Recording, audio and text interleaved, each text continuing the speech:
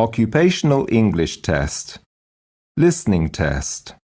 This test has 3 parts. In each part, you'll hear a number of different extracts. At the start of each extract, you'll hear this sound.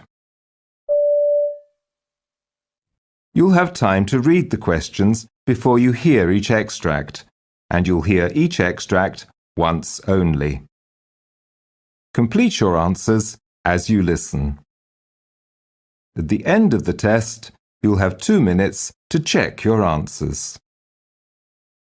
Part A. In this part of the test, you'll hear 2 different extracts. In each extract, a health professional is talking to a patient. For questions 1 to 24, complete the notes with information you hear. Now, look at the notes for extract 1.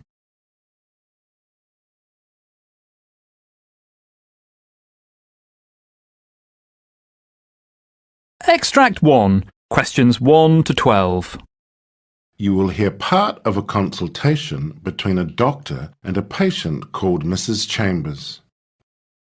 For questions 1 to 12, complete the notes with a word or short phrase.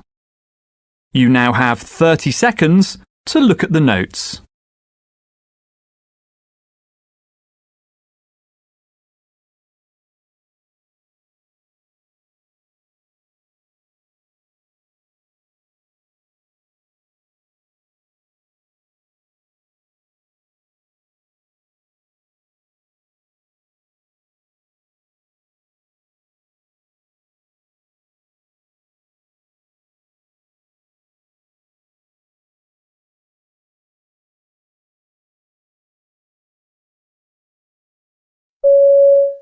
Hello, Mrs. Chambers. I am Dr. Bakari, one of the obstetricians working here at the hospital.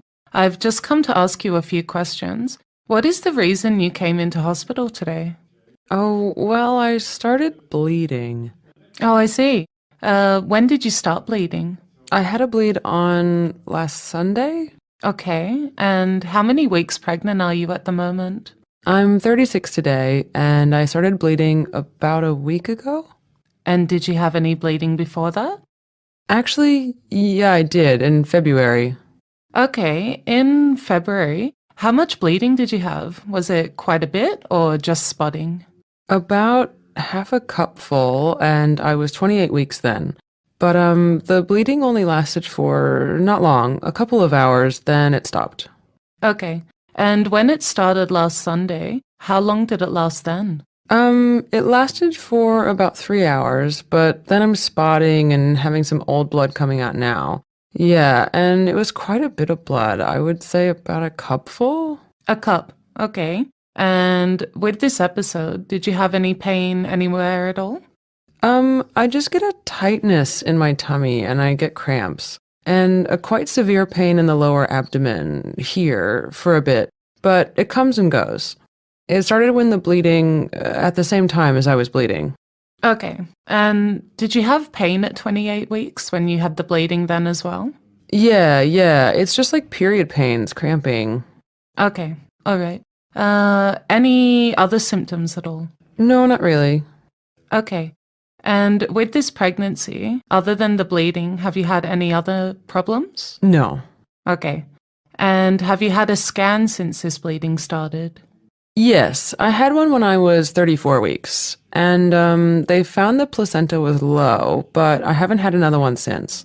Okay, and when is your next scan due? I haven't got another one now. Okay, all right. And when you had your booking scan at 12 weeks, everything was normal then? Well, in my first scan, they struggled at 12 weeks to find it, so that was sort of like an internal scan, but they just said it was because it was a small baby or something. But other than that, everything was normal, I think. My visit at the antenatal clinic, everything was normal. I remember my Downs risk was low. Okay, so everything was fine. That's good to hear. All right. Have you had any previous pregnancies? Yeah, I've got 2 little boys. They're 2 now. Both very healthy, just a bit naughty. All right. They twins? Oh, yes, sorry, they're twins. And was it a normal delivery or was it by cesarean section? No, normal. normal delivery, no instruments used, nothing like that? And you didn't have to go into the intensive care unit or neonatal unit, nothing like that? No. Okay, all right. I think I'm starting to get a good picture. Tell me, have you ever had any uterine surgery or procedures? Oh, yes, about 4 years ago, I had to have an abdominal myomectomy. Oh, I see. That's good to know.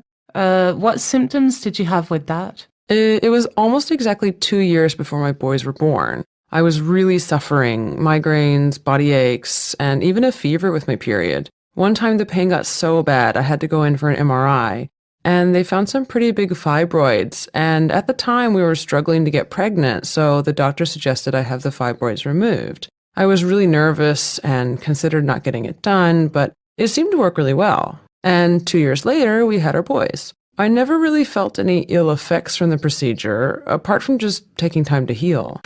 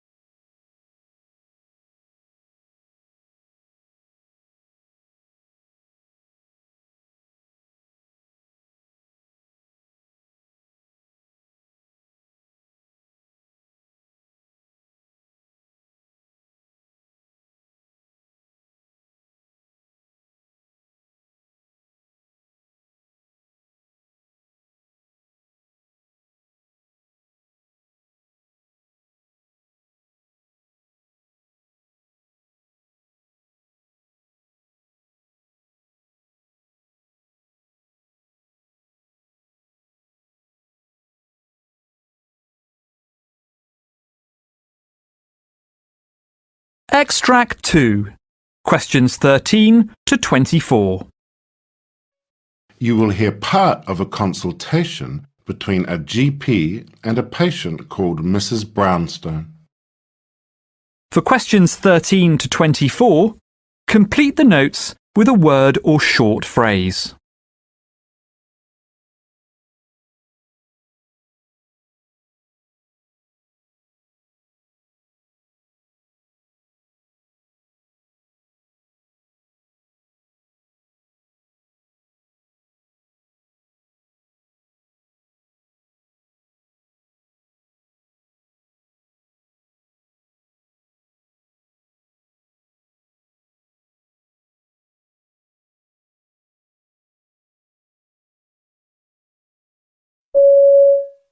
Hi, Mrs. Brownstone. How can I help you today? Hi there, Dr. Rivers. I'd just like you to do a test on my waters. I've had a few problems recently.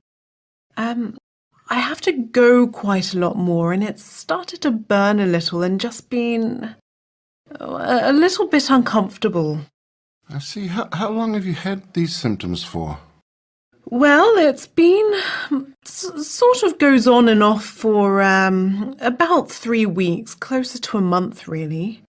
Some days it's better than others. I don't take too much notice. I put a lot of it down to age, but I don't think there's anything really serious, but just wondered. It seems a bit strong at the moment. And have you had this sort of problem before a lot or not? Oh, yes, it's happened quite often over the time. Normally just antibiotics clear it up. I'd say I've been treated for this, at least 5 times in the last 10 years. And you've left it for a few weeks before coming in to see me. Do you sometimes get symptoms that come and go like this? Yes, they do. And I just try to drink more, which I'm very bad at, drinking water and such like, but I try. And it usually goes. Well, it usually just goes off by itself, really. Okay, and what about nighttime? How are you at night? Oh, I'm up and down a lot. 3 times out in the night at least, every night.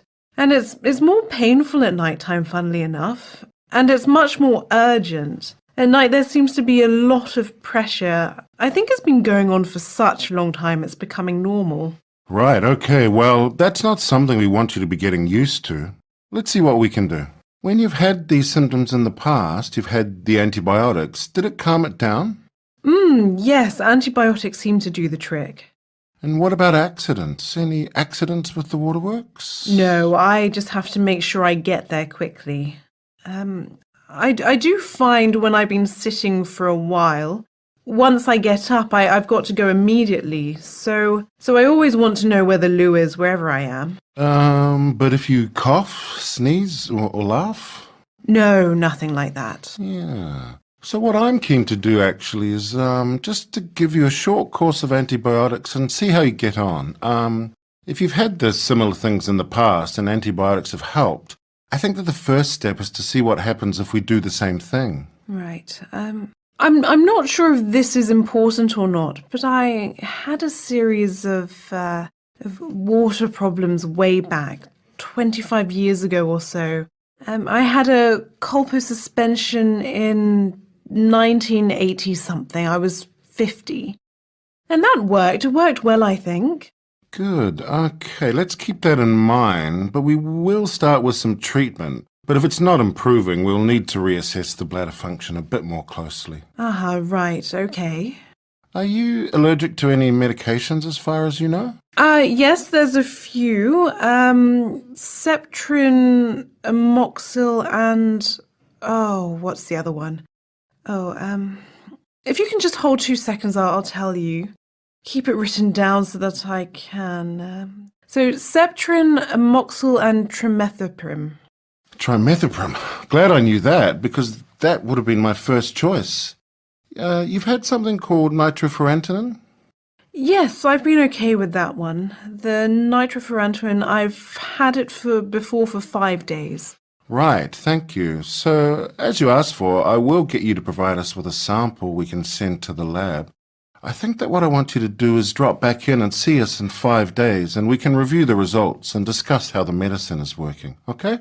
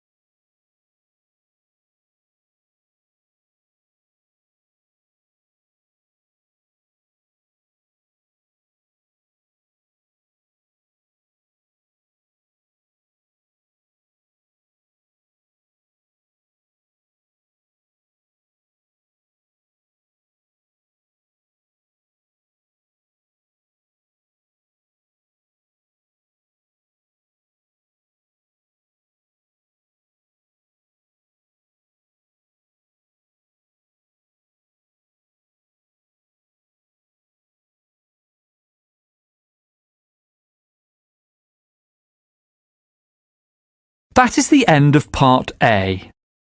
Now look at Part B.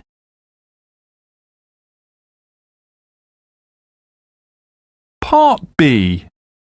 In this part of the test, you'll hear 6 different extracts. In each extract, you'll hear people talking in a different healthcare setting. For questions 25 to 30, choose the answer A, B or C which fits best according to what you hear. You'll have time to read each question before you listen. Complete your answers as you listen. Now look at question 25. You hear a doctor and a nurse reviewing a coma patient. Now read the question.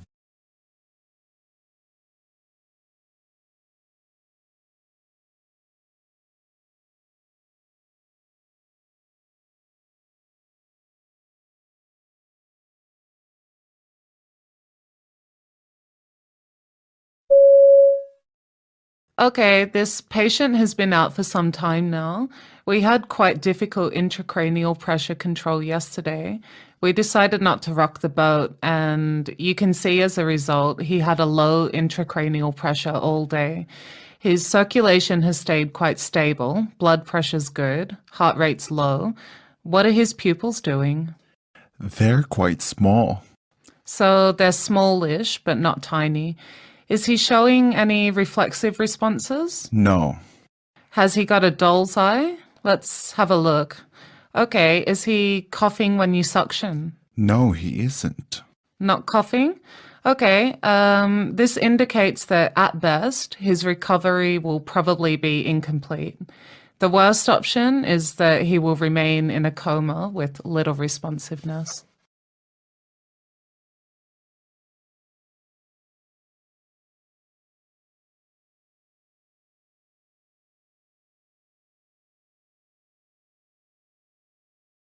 Question 26. You hear a consultant emergency doctor talking to a patient following an accident. Now read the question.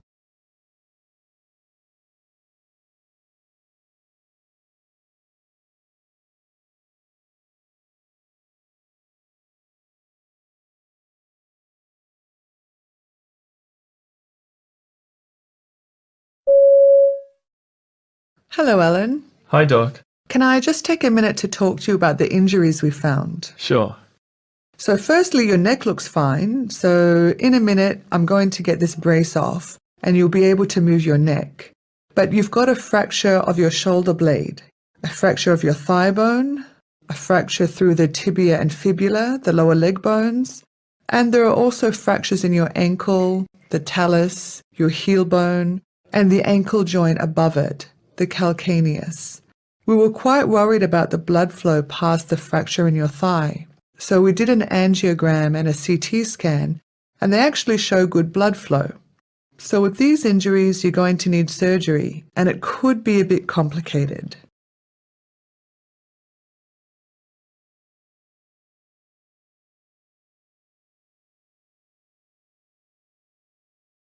Question 27. You hear a clinical researcher introducing a professional development workshop. Now read the question.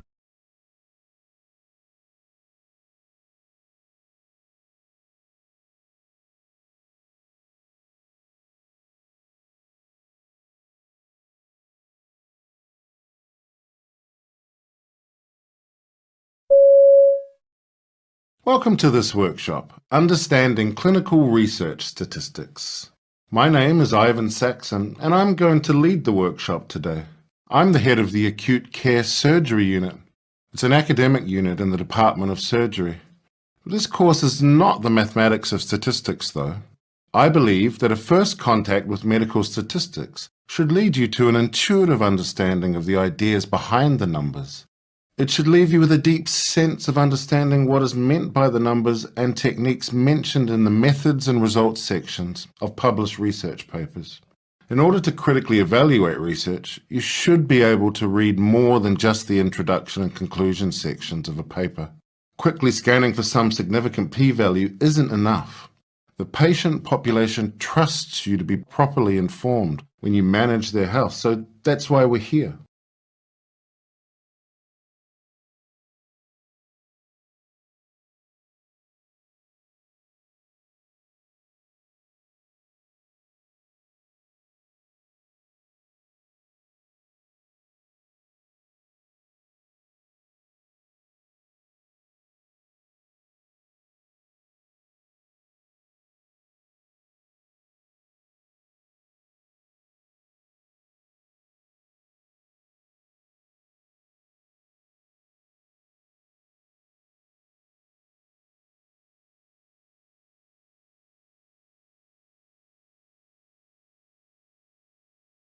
Question 28. You hear an emergency ward doctor directing her team while treating an accident victim. Now read the question.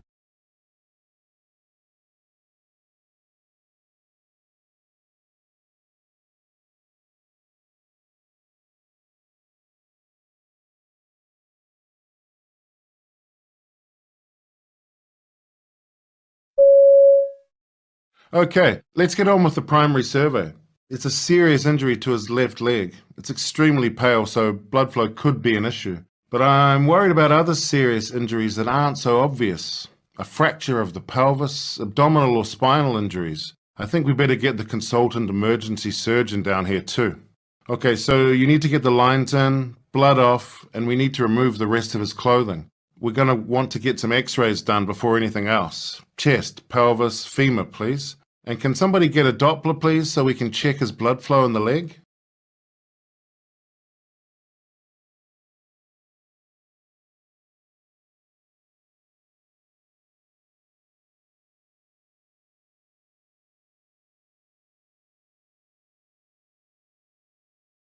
Question 29. You hear a doctor speaking to a woman who has presented with heart palpitations. Now read the question.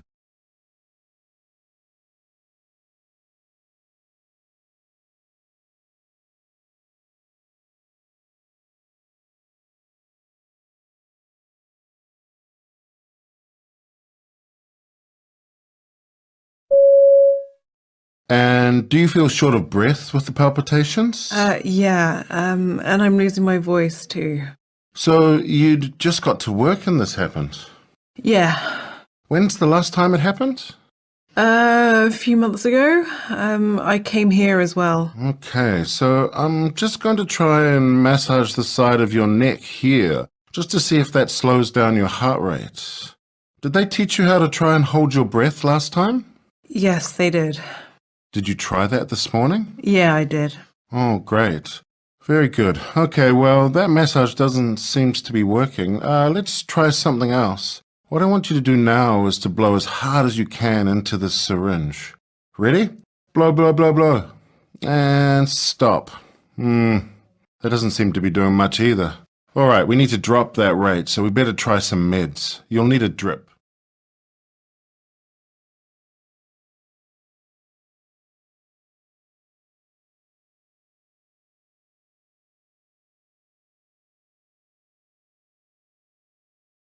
Question 30. You hear an emergency paramedic talking to an accident and emergency doctor about a patient who has fallen from his motorcycle. Now read the question.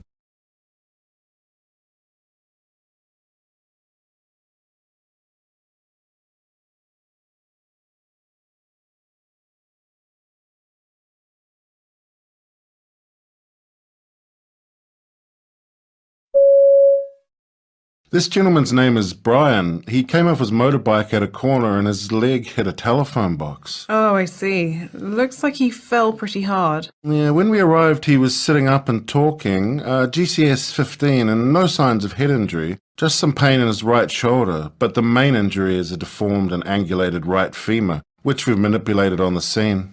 How's his circulation around the leg? He had a cold avascular right foot at the time, and the blood supply seems to have come back post-manipulation. Numbers-wise, he's normal. He's had 150 milligrams of ketamine and a total of 8 milligrams of morphine as well.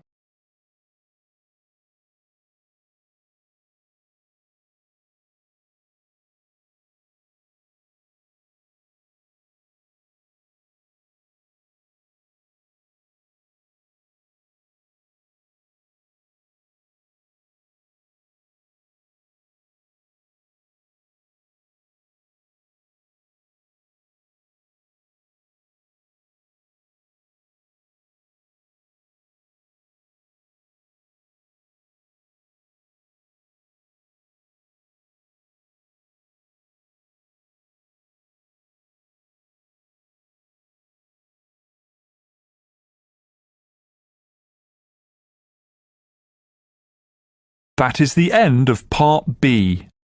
Now look at Part C. Part C. In this part of the test, you'll hear two different extracts.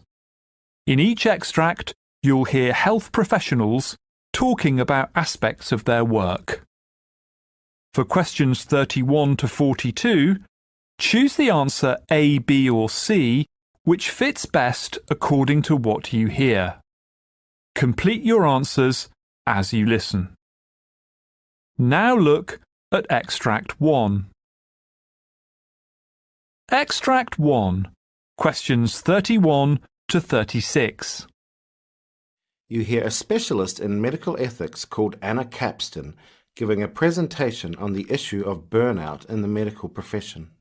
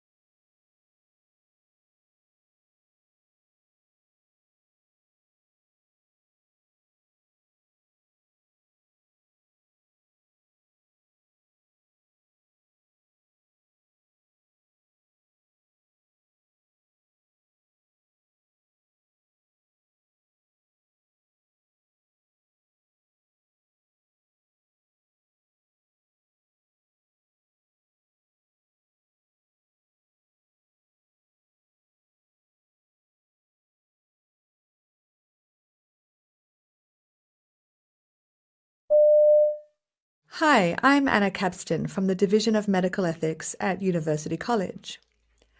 Today I want to discuss the quite urgent topic of burnout among medical professionals as it's becoming. It's kind of an epidemic, but I really think that we're not talking about this enough. That's why we're here today, to get a bit of information out there and start a conversation. So, what is it? Well, burnout is a psychological and behavioral syndrome. Emotional exhaustion is one quite common hallmark of burnout. It's been defined as long-term, unresolvable job stress, a sense of being overwhelmed and depersonalized and lacking a sense of personal accomplishment. A recent study from the Mayo Clinic showed that in 2011, 45.5% of doctors reported that they felt burned out. And that number has now risen to 54.4% in 2014. More than half of all doctors in this country are saying, I really feel that some aspect of my work as a doctor is making me feel burned out. This is really trouble. It's trouble because a doctor who feels this way can commit more errors. They suffer from compassion fatigue or just not being able to empathize with others because they have their own emotional issues. They may retire early, therefore reducing the workforce. They may have problems managing their own lives. 400 doctors committed suicide last year, which is double the rate of the population average. There's trouble for patients in having a workforce that's burned out. There's trouble for doctors in terms of their own health and well-being. We don't talk about it much. We like to think that doctors can handle everything, but it's clearly not true. It's a problem, and there ought to be some solutions. One type of fix is to make sure that hospitals and other healthcare environments try to create better conditions for a happier workforce and for happier doctors.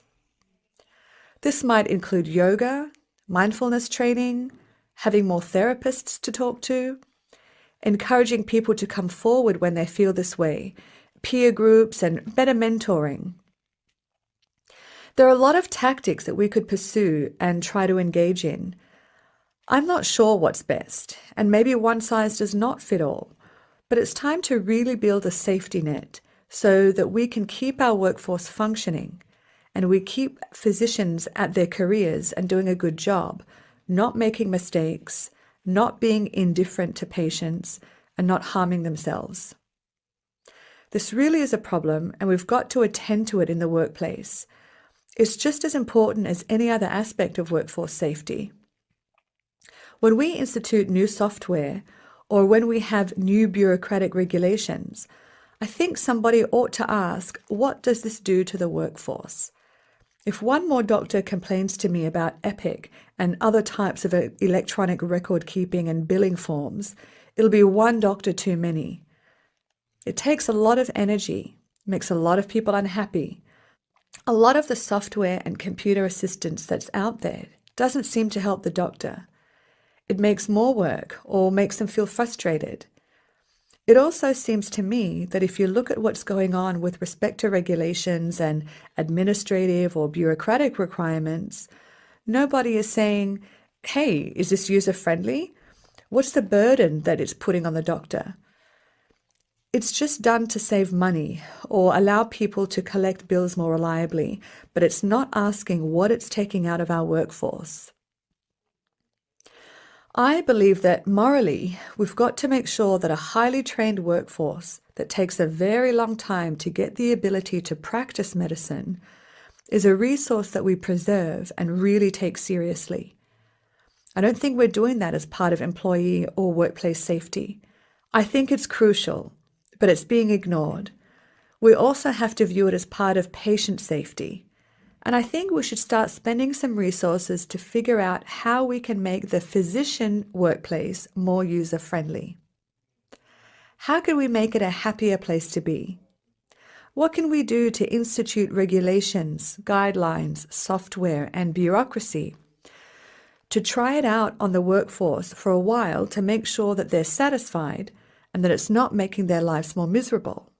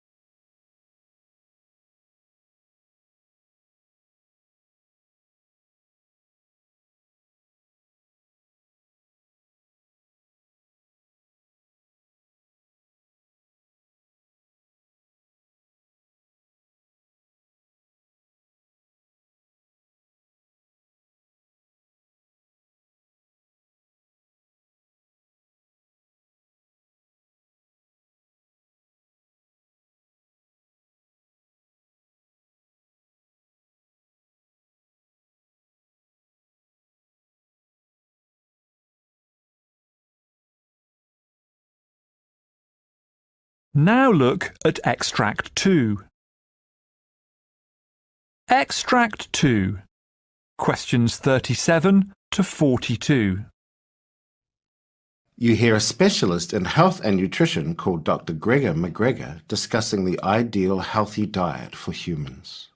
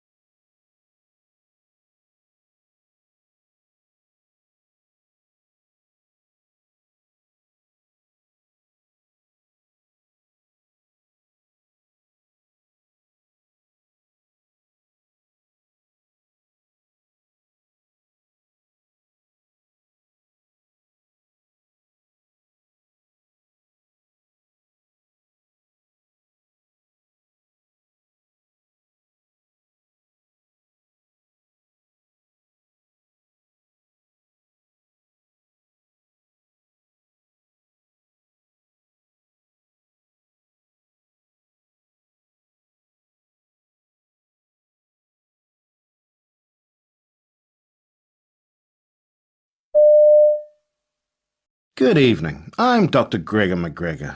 In this talk, I want to discuss what we know about a healthy diet and confront some of the misinformation that gets passed around about what types of food are better or worse for us. So let's get right to it. What is the healthiest diet? Well, the best available balance of evidence suggests that the healthiest diet is one centered around fruits, vegetables, legumes or beans, split peas, chickpeas and lentils, whole grains and nuts. Basically, real food that grows out of the ground. This is our healthiest choice. And all the while minimizing our intake of meat, eggs, dairy, and processed junk. So plant-based. A plant-based diet centered around whole plant foods. That's the secret. But of course, it isn't really a secret, and I don't think anyone listening will be surprised to hear this. So what's the issue here? Why is there so much debate around this issue when the evidence seems so clear? A part of the problem, seems to me, is diets and what might be called the dieting industry. I mean, diets, by definition, don't work, right? Because you go on them, then you go off.